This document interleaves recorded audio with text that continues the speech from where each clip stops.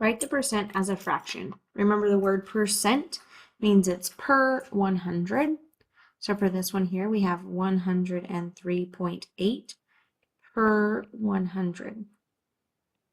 To get rid of the decimal inside of the fraction, we can multiply the top and bottom by 10 to move that place value over one spot. So now I have 1,038, and 100 times 10 is 1,000. If you don't have any decimals in your problem, then you don't need to worry about multiplying out to get the decimal to go away.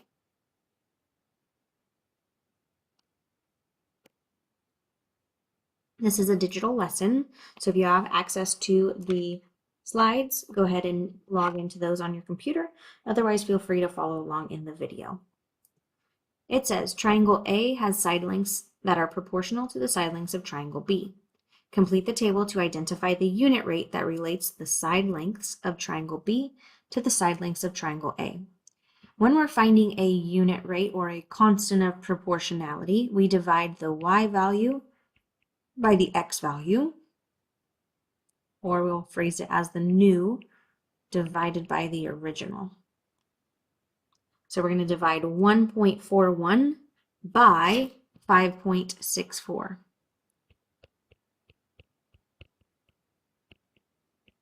Then for the next problem, we'll do 0.94 divided by 3.76. And for the last one, 1.18 divided by 4.72, which comes out to 0.25 for all three. Since the unit rates are all the same, we do know they are proportional. Then it says, describe the proportional relationship. The side lengths of triangle A can be multiplied by the scale factor 0.25 to find the lengths of triangle B. You might also think of it as they are 25% of the original size.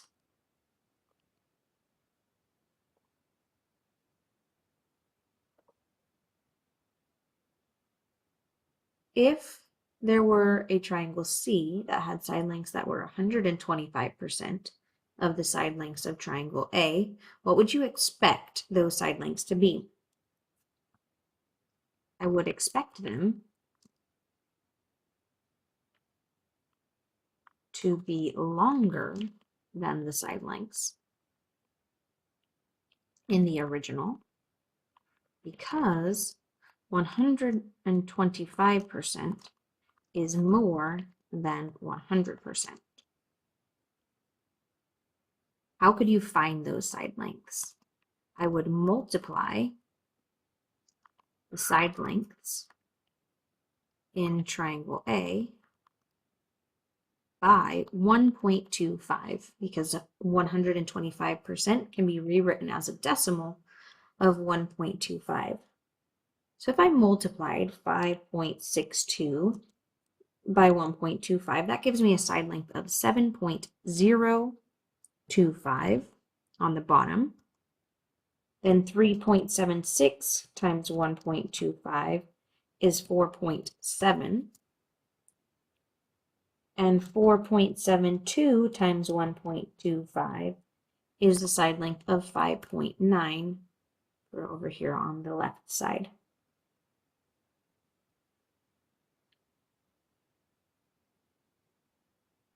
You are getting a car ready for a race. Click play to go for a test drive. There's 1, 2, 3, 4, 5 complete laps. You make some adjustments to your car. Take it for a test drive. Your original car has the O or the circle on top. The adjusted car does not. Click play to see the comparison. We do not know how many laps the adjusted car will complete. But think about how the speed of the adjusted car compares to the speed of the original. You can see the original is ahead of the adjusted car.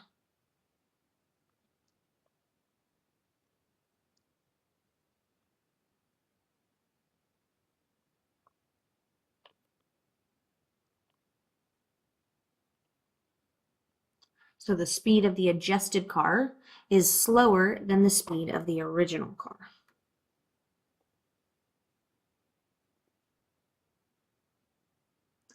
Estimate what percent of the original number of laps the adjusted car goes in the same amount of time. Your original car has an O on top. The adjusted car does not. So let's look. When the original reaches 1 lap, it's just barely crossing the finish line. But the adjusted car is still back here. So let's scoot it back and see what decimal it gives me when I move the original car back there. I got 0.8. So 0.8 is the same as 80%.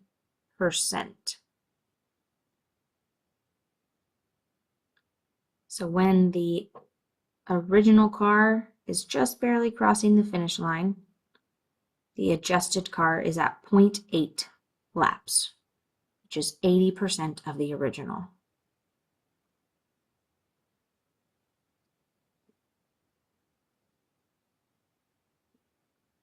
Let's get some data. On your mark, get set, go. Original laps is 2.5, and the adjusted laps is 2. Determine the unit rate that represents the relationship between the number of laps made by the original car and the number of laps made by the adjusted car. So again, we're dividing the new by the original. So we'll have 0.4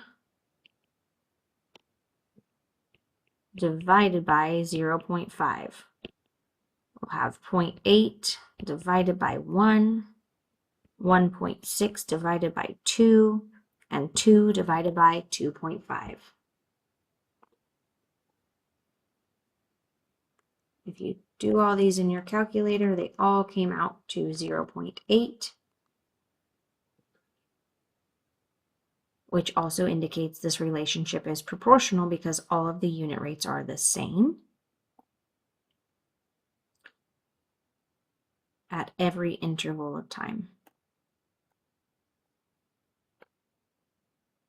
Describe the relationship between the number of laps made by the adjusted car and the number of laps made by the original car. Explain. The adjusted car will complete 80% of the laps that the original car can complete in the same amount of time.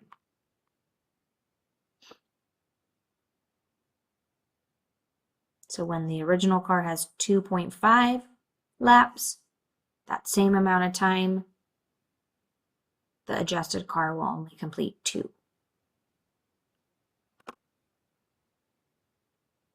Now we need to write the unit rate as a percent. So we have 0.8 or 0.80 is 80 hundredths. So as a fraction, we would write it as 80 over 100, but percents are also out of 100. So this is 80%.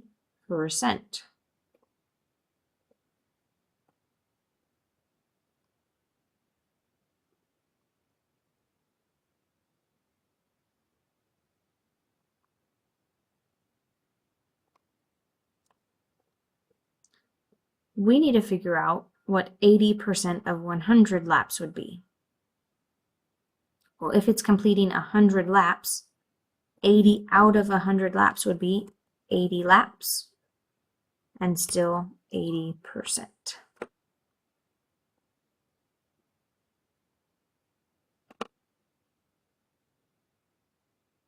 All right, here we have the unit rate as a percent is 65 this time.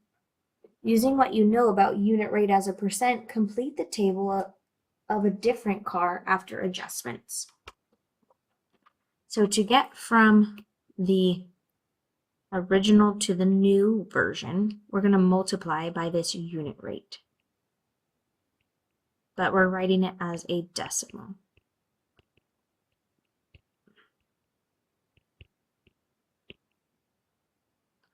To go the other way in our table, we would need to divide by the unit rate.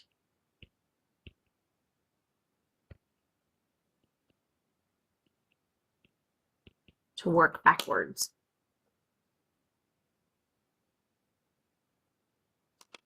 So 3 times 0.65, that is 1.95. Oops.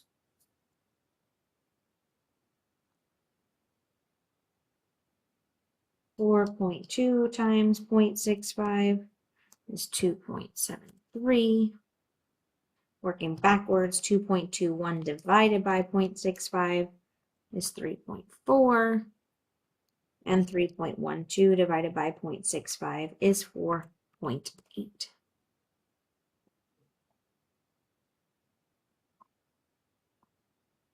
So down here you can see it counting up the laps for the original and the adjusted car. The adjusted car is always lower than the original since it is a decreased rate. It's below 100%. Because your original car was faster, you undo your adjustments and start again. After getting some advice, you make some new adjustments to improve your car. Take it for a test drive. Your original car has the O on top, the adjusted car does not. Click play to see a comparison. How does the speed of the car after these new adjustments compare to the speed of the original? The new one is in front of the original at all times, and it is gaining on it. So this speed of the adjusted car is faster than the speed of the original car.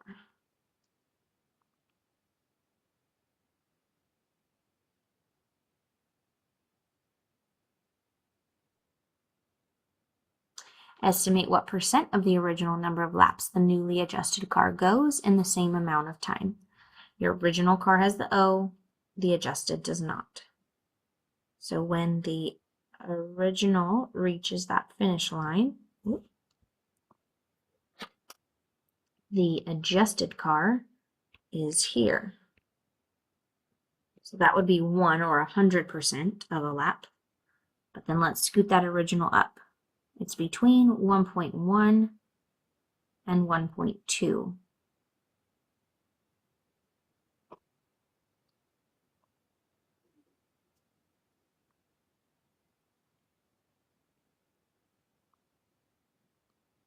So the percentages would be between 110% and 120%.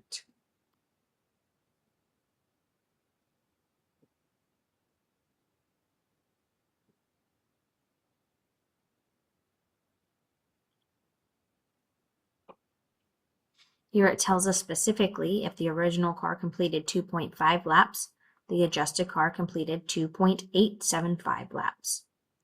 Determine the unit rate. Remember, we're going to divide the new by the original. So on our calculator, we're going to do 0.575 divided by 0.5, which is 1.15.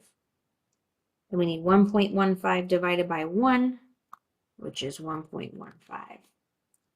2.3 divided by 2, and 2.875 divided by 2.5.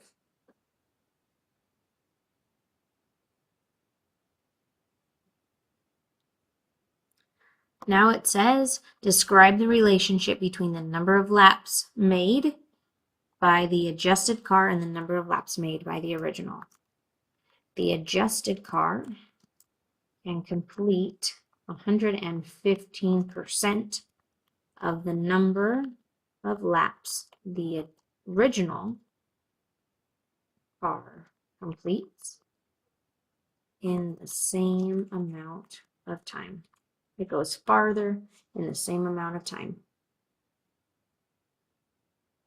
Now we're writing that unit rate as a percent. Remember, it's going to move that decimal 2 spots.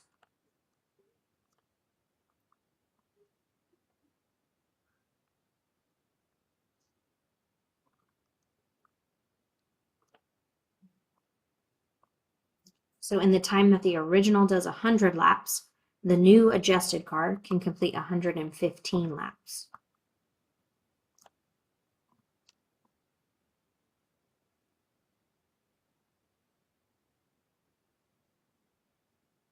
This is a new car with different adjustments. So our decimal here would be 1.40. And to move from the original to the new, we multiply by that decimal. But recall, to work backwards, we divide by that decimal.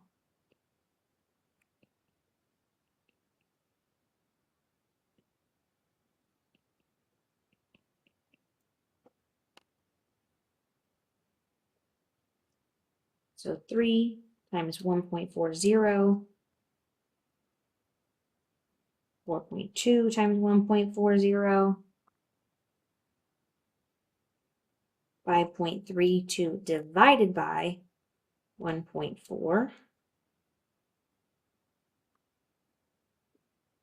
and 6.86 divided by 1.4. All of the originals should be lower than the adjusted because the adjusted can go farther.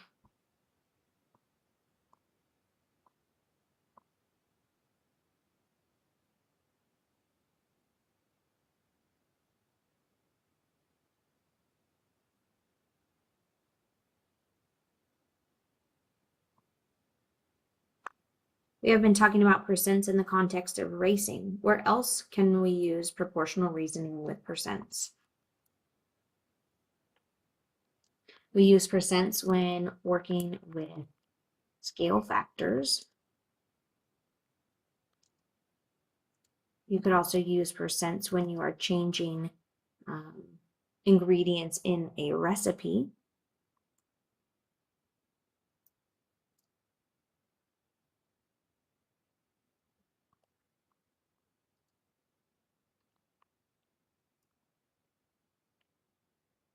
You see percents used in taxes, tips, interest, discounts, and if you can think of any more, you can list those here as well.